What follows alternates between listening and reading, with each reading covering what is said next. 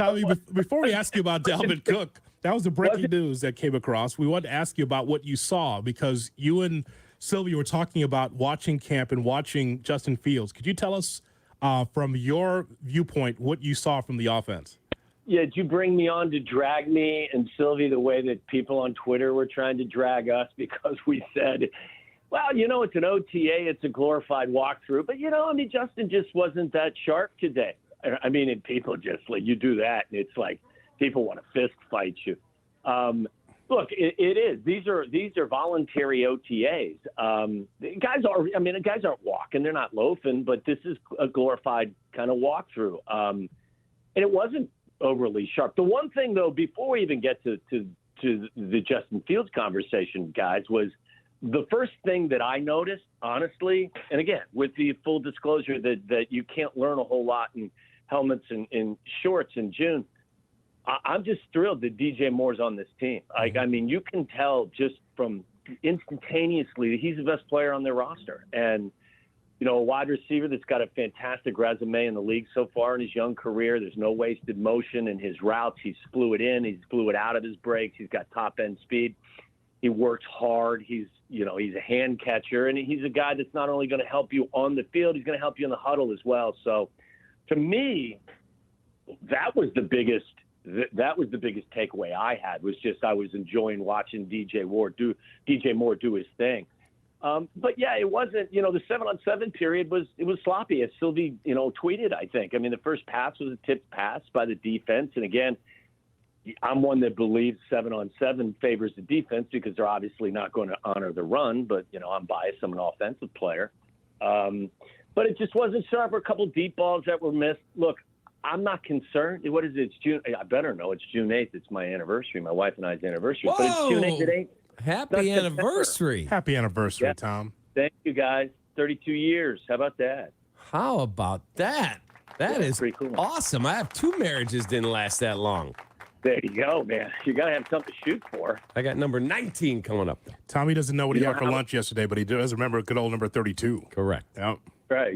And Jonathan, you know how we celebrated this morning? How's that? High five. Of course. High five, man. Wow. That's what you do. You're 56 and 57 years old when you celebrate an anniversary. High five. We made it. Right? We made it, Cara. So, Tommy. So, look, again. Talk to us about Justin. What did you, like you said, a tip pass. I know Sylvie tweeted.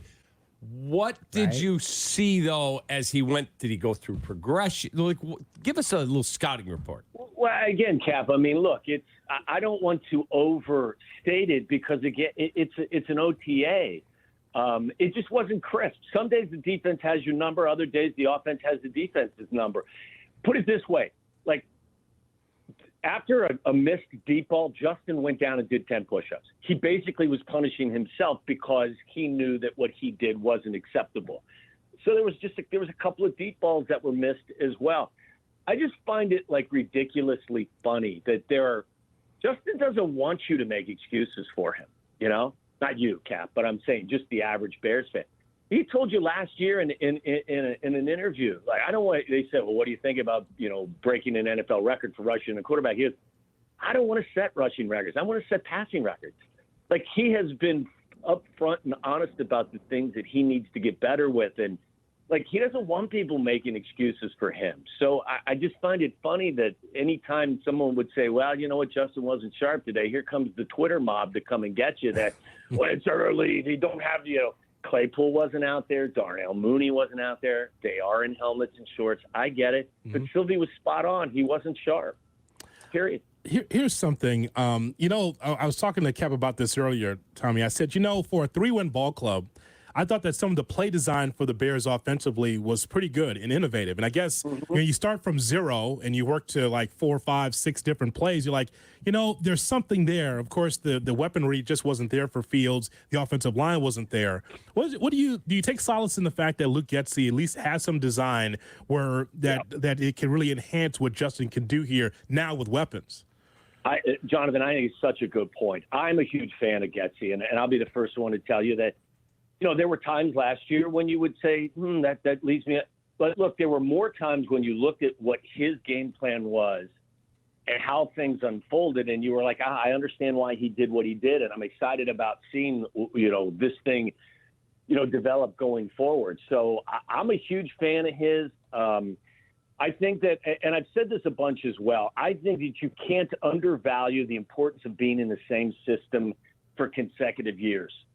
Justin hasn't been in the same system in consecutive years since college. He comes out of Ohio State. The first year he's here, he's got Matt Nagy.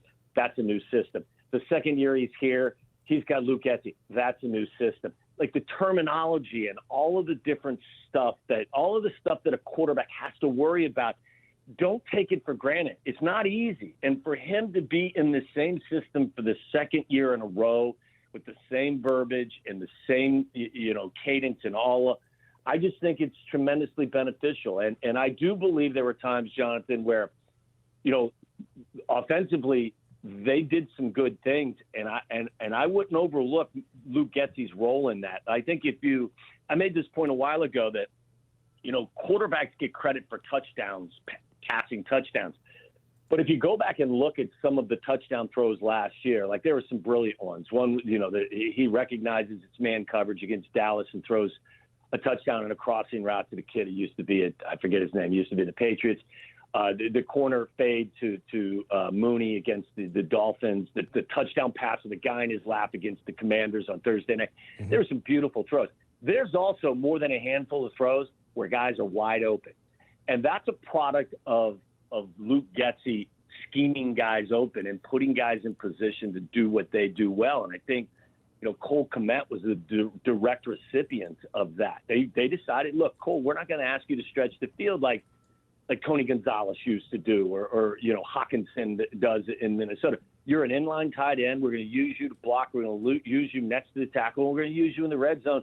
And Cole became a really productive player. So I think that's all a direct result of Luke Getsy. And I'm excited to see how this offense will grow with Justin and with Luke working together for consecutive seasons. Let me ask you about the defense of this team. You're not really getting to see a lot of that at OTAs, not like they're teeing off on the quarterback. My big concern, I think they'll be radically improved offensively if Justin plays well. But I'm concerned that, A, they're trying to rely on stopping the pass with a bunch of young guys, and they've got no edge pressure. Travis Gibson's okay. Where are you on their defense? No, I think that obviously that's the biggest concern on the entire team. I think if you looked at this team and said, highlight their top weakness, it's their inability to get to the quarterback frequently, and it puts a lot of stress on a young secondary that, that I feel good about. I think you're going to look, TJ Edwards and the kid from Buffalo are really good players, but think about the crew they had in front of them in Philadelphia and in Buffalo, Terrell Edmonds. It's impossible to be a difference-making linebacker when you have a defensive tackle in your lap. So their effectiveness is going to be directly related to, the type of effectiveness that you get from your front. And I don't see a consistent pass rush at the moment. I do just watching again, one day shorts, underwear Olympics out there. I get it. But Edwards moves. He's a smart player. Edmonds is a very athletic player. I like the kid from Miami they drafted. His size, I think, and his ability to kind of move. I think his name Stevenson was caught my eye. Yeah, Tyreek Stevenson. Yeah, I think I think they've got some nice pieces, but you're right. I mean, their sack differential, I don't even know if that's a stat, last year was minus 37. They gave up 57 and they only had 20. When you're leading sacker is your safety, you've got issues. So I like what they've got in the back seven, but I mean, they're going to be tested just because the crew in front at this point, there's questions whether or not they can get the quarterback. Tommy, lastly, the Dalvin Cook, as you were coming on, Dalvin Cook has been cut by the Vikings, and I feel like the Vikings will take a little bit of a step back, and that little bit of a step back could still put them in the playoffs. So without Dalvin Cook, without a strong running game, I wonder how they replace that, and how do you see the Vikings coming up here? Yeah, I like Dalvin Cook a lot, like most. But I think that they do a nice job. The kid Matson's a good player. I like their coach. I don't think they're a 14-win team, but I don't think they're going to regress as much as everyone, because I think Brian Flores took over their defense, right? Wasn't that he did? Season? Yeah. They're going to be better defensively. I just think they're going to, where they were weak on that side of the ball, I think they'll improve. I think they will come back to earth a little bit offensively. They're not going to win all those one-score games.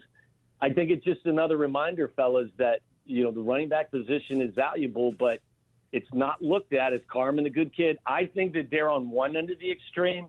Like, I still find value in good running back, but the league is leaning more towards the Yurko and Carmen philosophy than they are, the old days. So I think it's a loss. I don't think it's a catastrophic loss because I think they can plug and play with guys. And I think what you'll see them do, like a lot of teams now, is you'll have a guy that gets the majority of the carries, and then you'll bring in somebody who's more of a passing threat. So the league's kind of segueing into that setup anyway. But, yeah, he had a great run up in Minnesota, and they gave him the ball a ton, and there's only so much tread on tires before teams decide they're going to move on. I think that's the nature of the beast these days, too. You're going to see one contract running backs, and they're going to look to replace guys. Hey, by the way, as we let you go, more excited by DJ Moore or Ellie De La Cruz?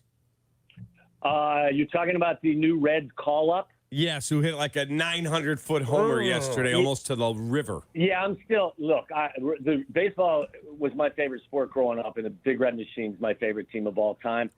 But I'm more excited about DJ Moore than I am the Reds call-up. I've seen that show before. What was the kid that hit like 15 home runs in 5 days? Chris Sabo? No, watch your mouth. No, the right-handed power hitter who hit a number. It was a big kid. You're talking about Hamilton was a left-hander. No, exactly. It was the guy. That's the point. Aristides Aquino. Aristides Aquino. Yeah, like That's the guy. Is he this guy? Is he the left-handed version of that? I don't know. This guy's a you know beast. What? This is a great segue as you guys tell me to get the hell out of here and kick rocks, okay? I'll celebrate my birthday on my birthday. I'll celebrate Christmas on Christmas. It's the same thing with our love for our quarterback. I will join you in celebration when he goes out there and becomes the player we all hope he is going to be. I'm not going to celebrate that before I actually experience the holiday, if you know what I'm saying. I have the same feeling about the Reds call-up. Tom Waddle with us on the Cincinnati Bell Reds Radio Network. Tom, as always, we appreciate it, my friend. Thank you so much. Thank you, Cowboy. Appreciate you. Cincinnati.